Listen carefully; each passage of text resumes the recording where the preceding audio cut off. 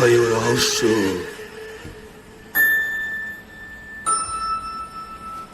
এখানে ভয় পেতে নেই মানা। হ্যালো বন্ধুরা, আমি কল্লোল আছি তোমাদের সঙ্গে, আর তোমরা শুনছো ভয় ও রহস্য। আশা করি তোমরা সবাই ভালো আছো। প্রথমেই তোমাদের নতুন বছরের শুভেচ্ছা জানাই। 2026টা তোমাদের সবার ভালো যাক, এটাই ভগবানের কাছে প্রার্থনা করি। বেশ 2-1 সপ্তাহ যাবৎ তোমাদের সামনে আসতে পারিনি, এই জন্য আন্তরিকভাবে আমি খুবই দুঃখিত। কিছু ব্যক্তিগত সমস্যার জন্য এসে হয়তো পৌঁছাতে পারিনি। তো যাই হোক, কিছু অনুভূতি এমন যা তোমাদেরও হতে পারে। বন্ধুরা, আজকে তোমরা শুনতে চলেছ জমজমাট একটা এপিসোড। আশা করি তোমরা খুব ভালোভাবেই দিন কাটাচ্ছ আর ভয় ও রহস্য খুব মন দিয়েই শুনছ। তোমরা তাহলে আর দেরি করো না, চট করে বসে পড়ো কানে হেডফোনটি গুঁজে। আশা করছি গুঁজে নিয়েছো। চলো এবার পাড়ি দিই ভয় ও রহস্যে। আজকের এপিসোড নাম্বার 17। আজকে আমাকে গল্প লিখে পাঠিয়েছে বিকি। আসল নাম ওর বিকাশ রঞ্জন, ডাকনাম বিকি। ও মালদার বাসিন্দা। ও লিখেছে, কল্লোলদা, আমি তোমাদের ভয় ও রহস্যের একজন নিয়মিত শ্রোতা। তোমাদের প্রতিটা বাস্তব ঘটনা আমার মন ছুঁয়ে যায়, খুব ভালো লাগে। বিশেষ করে তোমার বলার ধরন আমার মন ছুঁয়ে যায়। আমার ব্যক্তিগত জীবনেও কিছু এমন ঘটনা ঘটেছে যা মনে করলে রাতে ঘুম আসে না ভয়ে। তাই তোমাকে ঘটনা, সত্যি বাস্তব ঘটনা শোনাতে চাই, যা শুনলে আশা করি তোমার খুব ভালো লাগবে। যদি ভালো লাগে তাহলে অবশ্যই তুমি তোমার চ্যানেলের শ্রোতাদের শুনিও। আশা রাখি সবার মনে একটা ভয়ের শিহরণ তো জাগবেই। যাই হোক, আর সময় নষ্ট না করে আমি আমার ঘটনা শুরু করি। আজ থেকে প্রায় 15-16 বছর আগের ঘটনা। তখন আমি কলেজে পড়ি। বুঝতেই পারছো, ওই বয়সে যাওয়া হয় বন্ধুবান্ধবদের সাথে একটু ঘোরাঘুরি, খাওয়া দাওয়া, হই হুল্লোড়, পড়াশোনার ফাঁকে ফাঁকে।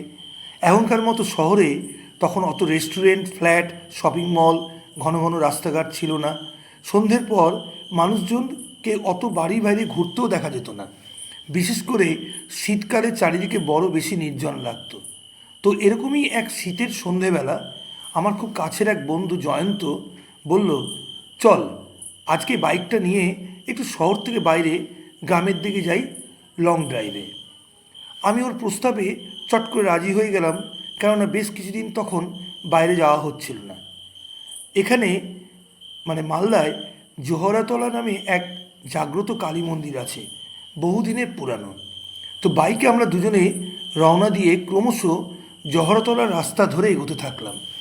ওদিকে একটা গোপালপুর বলে একটা গ্রাম পড়ে, সেই গ্রামের দিকেই আমরা ক্রমশ রওনা দিচ্ছিলাম। সন্ধে প্রায় নেমে আসছিল। চারিদিকটা প্রায় জনমানবহীন থাকার কারণে হালকা একটা ঠান্ডা আমাদের অনুভূত হচ্ছিল।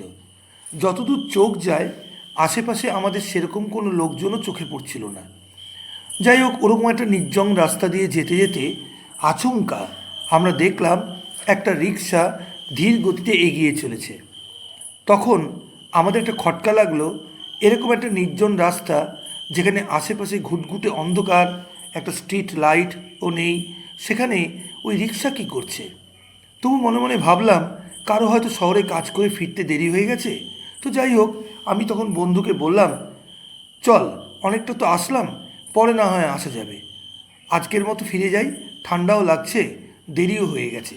কিন্তু আমার বন্ধু বলল, আরে এত দূর যখন চলে এসেছি, চল আর একটু সামনের দিকে দেখি কোনো চায়ের দোকান পাওয়া যায় কি না, চা নয় খেয়েই যাব। সেই মুহূর্তে বন্ধুকে কিছু না বললেও আমার ভেতরে কেন জানি একটা অস্বস্তি বোধ হচ্ছিল। তবু ওর কথা ফেলতে পারলাম না। আমরা আস্তে আস্তে এগিয়ে যেতে যেতে রিক্সাটাকে যখন ওভারটেক করতে যাই, তখন দেখলাম একজন বেশ বয়স্ক রিক্সাওয়ালা মাথা নিচু করে রিক্সা টানতে টানতে ধীর গতিতে এগিয়ে যাচ্ছে। তখনই দেখা গেল রিক্সার ভেতরে দুজন প্যাসেঞ্জার রয়েছে। অন্ধকার হওয়ার জন্য স্পষ্ট বোঝা গেল না কে বা কারা ভেতরে। তো আমরা দুই বন্ধু নিজেদের মধ্যে কথা বলতে বলতে ধীর গতিতে রিক্সাটা পেরিয়ে সামনের দিকে এগিয়ে গেলাম। আচমকা দেখি হঠাৎ করে আমাদের বাইকটা স্টার্টটা বন্ধ হয়ে গেল। যেহেতু রিক্সাটাকে ওভারটেক করলাম, তার জন্য কেন জানি না একটা নেগেটিভ এনার্জি কাজ করছিল বলেই হয়তো বাইকটা আমাদের বন্ধ হয়ে গেল। এটা আমার মনের ভুলও হতে পারে। আচমকা স্টার্ট বন্ধ হওয়ার জন্য গাড়ির হেডলাইটটাও বন্ধ হয়ে গেল। চারিদিকে নির্জন অন্ধকার, পরিবেশটাতে কেমন যেন গাটা শিরশির করে উঠল।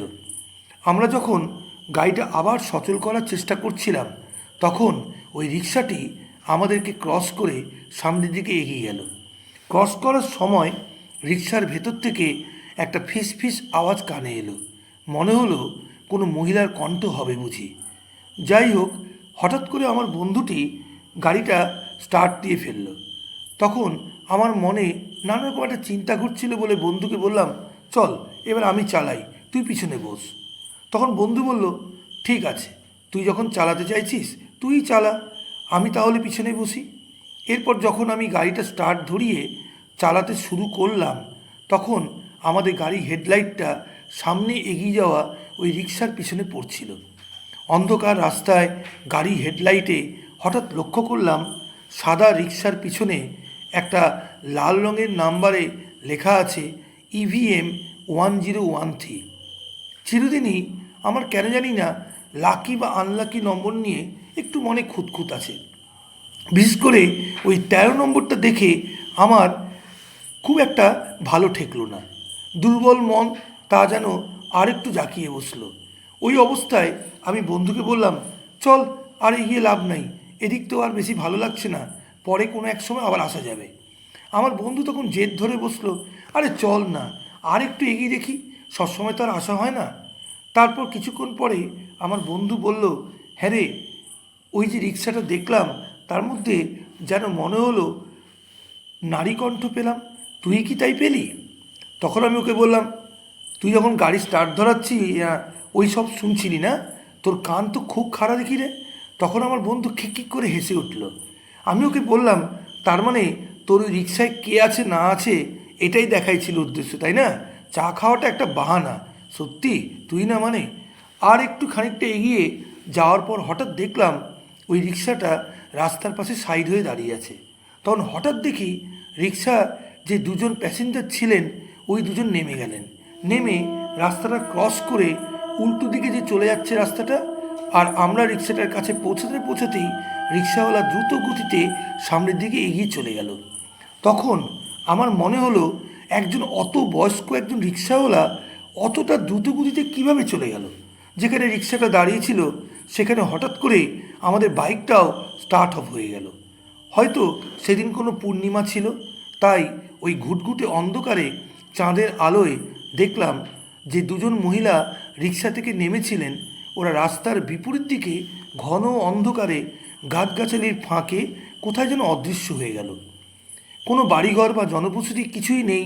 তার কিছুক্ষণের মধ্যেই ওই অন্ধকার থেকে বেশ বড় চোখ জলজল করা একটা কালো বিড়াল হঠাৎ করে অন্ধকার ছিঁড়ে তীক্ষ্ণ ম্যাও শব্দ করে আমাদের সামনে দিয়ে প্রচণ্ড ঝড়ের গতিতে রাস্তার অপর পারে কোথায় যেন চলে গেল। আমার বরাবরই এইসব জিনিসের প্রতি আগ্রহ ছিল, তাই তখন আমার মনে হলো নিশ্চয়ই আমরা ওখানে কোনো অদৃশ্য শক্তির কবলে পড়েছি। বন্ধু তখন গাড়ি স্টার্ট করার চেষ্টা করছিল, ও হয়তো এতটা বুঝতে পারেনি। তখন আমি আর 1 সেকেন্ড সময় নষ্ট না করে ফুল স্পিডে ওখান থেকে গাড়ি ব্যাক করার চেষ্টা করলাম। পিছন থেকে কেন জানি না আমাদের মনে হলো কেউ যেন বিকট হেসে বলছে, কি রে, তোরা চলে যাচ্ছিস, আর ফিরে আয়। ওই আওয়াজ আজ অবধি মনে হলো গায়ে অদ্ভুত এক শিহরণ দেয়। তারপরে কোনো রকমে ওখান থেকে প্রাণ বাঁচিয়ে আমরা শহরে এক কালী মন্দিরের কাছে এসে থামলাম। ওখানে তখন ঠাকুরমশাই সন্ধ্যা আরতিতে ব্যস্ত ছিলেন। মন্দিরটা অনেক প্রাচীন মন্দির ছিল বোধ হয়। তখন যেন আমরা আমাদের যান ফিরে পাই। সন্ধ্যা আরতি শেষ হওয়ার পরও আমরা অনেকক্ষণ ওখানে বসেছিলাম। আমাদের ওভাবে বসতে থাকতে দেখতে ঠাকুরমশাই এগিয়ে এসে আমাকে জিজ্ঞাসা করলেন, বাবারা, কোনো সমস্যা? আজকেই তোমাদের এখানে প্রথম দেখলাম, কোথা থেকে আসছো? আমাদের জল পিপাসা পেয়েছে শুনে ঠাকুরমশাই তখন আমাদের জল বাতাসা দিলেন খেতে। তারপর ঠাকুরমশাই আমাদের কাছে পুরো ঘটনাটা সংক্ষেপে শুনে উনি মা তারার চরণ থেকে খানিকটা ফুল দিলেন আর ঝাড়ন দিয়ে আমাদের ঝেড়েও দিলেন। তখন আমরা একটু মনে জোরও পেলাম। তারপর ঠাকুরমশাই যা বললেন তা শুনে আমাদের হাত পা ঠান্ডা হয়ে গেল। উনি বললেন, তোমরা যে জায়গায় গিয়েছিলে সেই জায়গাটা মোটেই ভালো নয়, বুঝছো? বহু বছর আগে ওই এলাকাটা ঘন জঙ্গলে ভরা ছিল। ওখানে সেই সময় ডাকাতিরা ডাকাতি করার আগে বলি দিয়ে যেত। তো একবার ওরা নাকি ডাকাতি করতে গিয়ে কিছু মহিলা পুরুষকে ওখানে নির্মমভাবে হত্যা করেছিল। সেই সব পুরুষ মহিলার অতৃপ্ত আত্মারাই নাকি ওখানে ঘুরে বেড়ায় আর অপরিচিত কাউকে দেখলেই মেরে ফেলে। এই কথা বলার পর ঠাকুরমশাই বললেন, বাবারা, তোমরা খুব জোর বেঁচে গেছো। যাই হোক, মায়ের আশ্রয়ে এসে গেছো যখন আর ভয় নেই। নিশ্চিন্তে তোমরা বাড়ি ফিরে যাও। মায়ের ফুল সবসময় কাছে রাখবে। তো সেদিনকারই সেই ঘটনা আজ অবধি ভুলতে পারি না দাদা। আজও ভাবলে গায়ে শিহরণ দিয়ে ওঠে। তা তোমার কেমন ভালো লাগলো তুমি জানিও। যদি তোমার ভালো লাগে তাহলে তোমার ভয় ও রহস্য চ্যানেলে অবশ্যই গল্পটি, এই ঘটনাটি দিও। আশা করি তোমার শ্রোতাদের ভালো লাগবে। তো বন্ধুরা, এই ছিল আমার গল্প, যে ঘটনা আজকে আমাকে বিকি বা আমার বন্ধুটি পাঠিয়েছে। তো ওর ঘটনাটা, বাস্তব ঘটনাটা আশা করি তোমাদের ভালো লাগবে। ভালো লাগলে তোমরা শেয়ার করো, সাবস্ক্রাইব করো। কারণ তোমাদের শেয়ার এবং সাবস্ক্রাইব যত বেশি হবে তত আমরা নতুন নতুন আরও বাস্তব ভৌতিক ঘটনা তোমাদের সামনে আনতে আরও উৎসাহী বোধ করব। তো আজকের মতো এখানেই আমার গল্প বলা বা ঘটনা বলা শেষ করছি। ধন্যবাদ।